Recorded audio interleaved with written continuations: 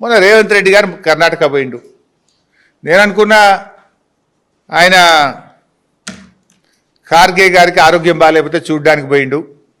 పనిలో పని ఆయన ఏఐసిసి ప్రెసిడెంట్ అయ్యే పెద్ద మనిషి అయ్యే ఆయనతో ఇంత సిద్ధిరామయ్యకో లేకపోతే ఆ నీళ్ళ మంత్రి శివకుమార్కు ఏదైనా ఫోన్ చేపిస్తాడేమో, ఆల్మట్టి ఎత్తు పెంచకుండా మన రాష్ట్ర ప్రయోజనాలు కాపాడతాడేమో రేవంత్ రెడ్డి అని నేను అనుకున్నా. ఎందుకంటే మాట్లాడితే నల్లమల బిడ్డ అంటాడు, నల్లమలకి వెళ్ళొచ్చిన పాటలు క్యాసెట్ వేసుకొని తిరుగుతుంటాడు.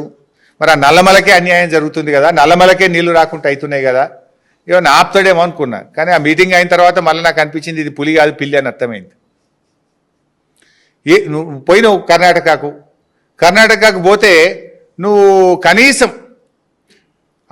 కర్ణాటక ముఖ్యమంత్రి సిద్ధిరామయ్య గారినో నీళ్ల మంత్రి శివకుమార్నో కలిసి మీరు ఆల్మట్టి ఎత్తు పెంచొద్దు, ఎందుకంటే మీ కాంగ్రెస్ ప్రభుత్వమే కదా, మీ దోస్తే కదా, నీకు బాగా జాన్ జిగిరే కదా, నువ్వు ఆపియావా?